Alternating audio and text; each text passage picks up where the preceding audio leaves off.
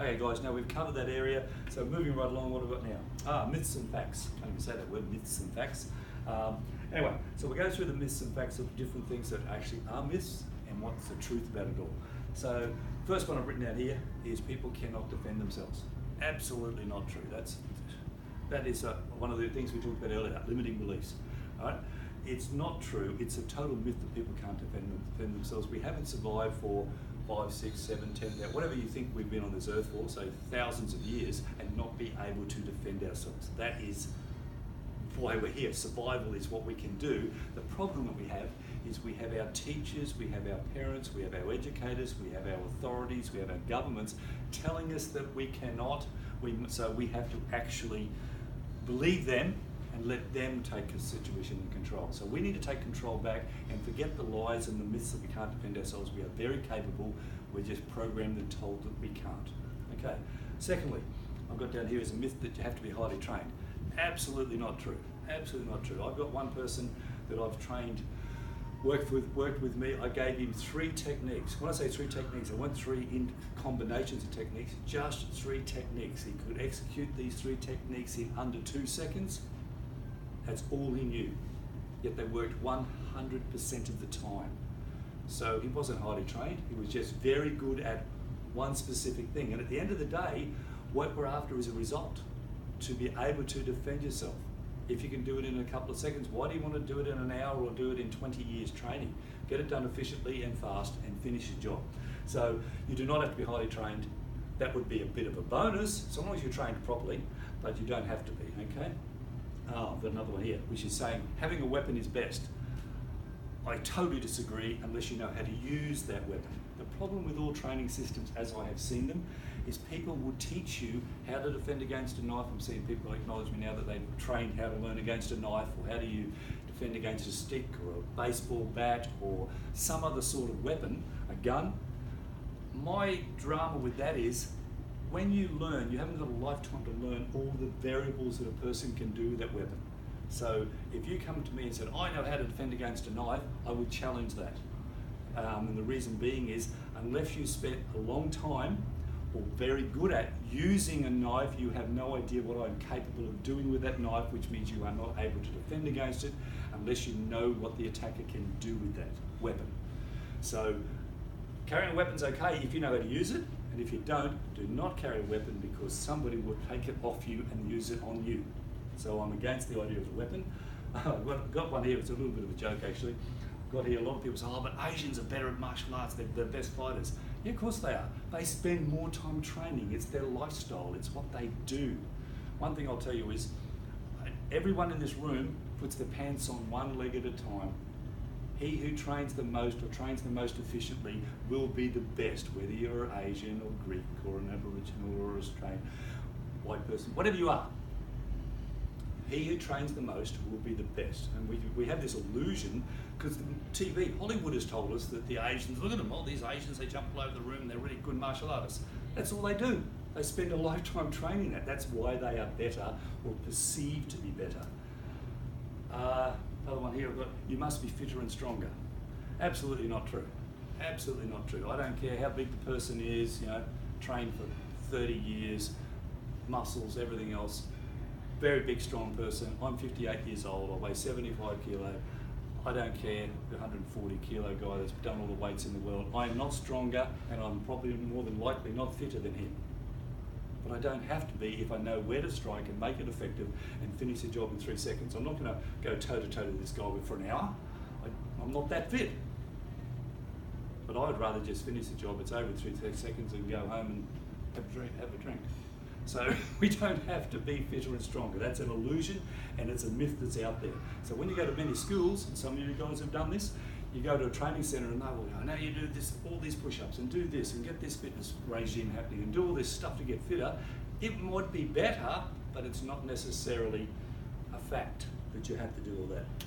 Other one I've got here is 95%, what have we got here? 95% of what works is the technical side of the training, and only 5% of your training is in your head.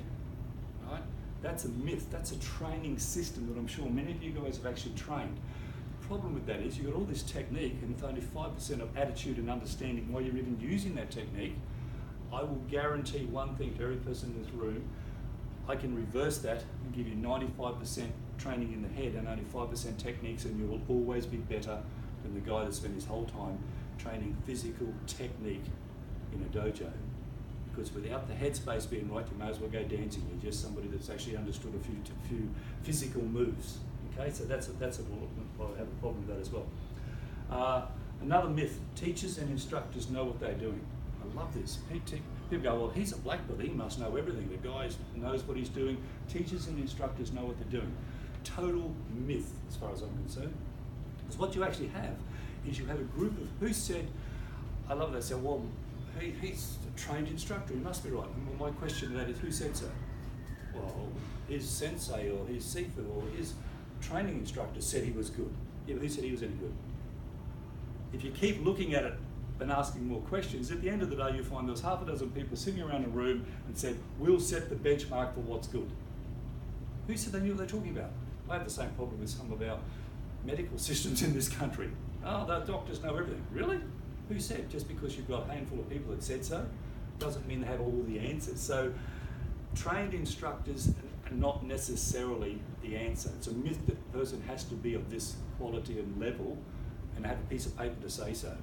Well, I'd rather go and train with the person that can do the job than the person that has a certificate that says he can do the job. So we have a bit of a dilemma here. What else have we got here? Oh, okay, from instructors, here's an interesting point. And I use this as a bit of a phrase. I say to some of my instructors, some of my teachers and instructors, and by the way, I've had 16 training centres at one point in time, which I had 9 instructors work for me. And I remember you had so many different people coming to your training centres and schools from time to time. And I remember this guy came in once, and I said this to him, and ever since then I've used it many times. And he said, well, and I corrected him on a technique, it was a grappling technique, which I don't have a problem with, but they're in its right place. And I corrected him on the technique, and he said, but this is right, I always do it this way, and it works. I said, he said, I've trained for 20 years, and I'm a 4th degree. I said, well, that's great, but if you'd learned to spell cat, K-A-T, for the last 20 years, you would be very good at it. You'd be excellent at it. Happens to be wrong, but you're still very good at it. So the thing I'm making you all think about here is, you can learn something and be very good at it. Does it work? Everyone think about that for themselves. It doesn't work. You're very good at it. Happens to probably not work, but you're very good at it. So, and now the last one we've got here, we've got heaps to go through. It takes a long time to be efficient and good. That's not true. Absolutely not true. Because you can, because of what I just said, you can take a long time to learn to spell cat, K-A-T. You'd be very good at it. It happens to not be right. So it takes a long time to be efficient and good. And the reason I say that is not absolutely accurate. That's a myth. Most people can say that, it takes 4 years, 5 years, 6 years, whatever to become a black belt. I can train every one of you in the room, whether you've started from nothing or you're already highly trained. If you're highly trained, it's going to take you a bit longer. But if you start from nothing, I can train you to be better than 9 out of 10 black belts in this country in 6 months. Now, if the average black belt takes 5 years, 4 years, 5 years, or whatever, I'm talking 6 months. So it's a myth that actually says you have to take a long time to be trained, because the problem is most training systems and most people are actually wasting their time.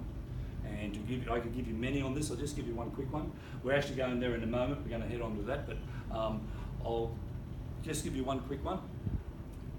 Almost every training system I've ever seen, not all, but most, will train a technique or a series of combinations based on a right hand attack or a left hand attack, which means if the right hand comes out, or if a hand comes out, you might block it this way or strike it this way and hit here. If the opposite hand comes out, you'll do the same technique on the opposite side. So you do a left hand technique and a right hand technique, same technique, but on the left hand side of the body, the right hand side of the body. Does everyone understand that? That's what we train. People are taught, do it from the left hand side or do it from the right hand side of the body. That is a total waste of time. Every one of you are dominating either left-handed or right-handed, which means that I design techniques specifically for a right-handed person. You will never do a left-handed technique if you're a right-handed person. You'll do something else if the other arm comes out.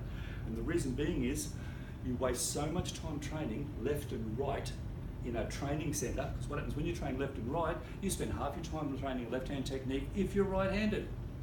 2 hours a week, that's great. You just wasted most of that time because you actually will never use what you have trained on the non-dominating side of your body when the brain goes into panic mode in a fight situation. So if you're actually confronted, the brain will not draw on something that it's not used to. It will go back to its most dominating side, which means you just wasted 50% of your training and probably compromised the other 50% by confusing the brain. I think I should do it this way. I don't want to do it this way.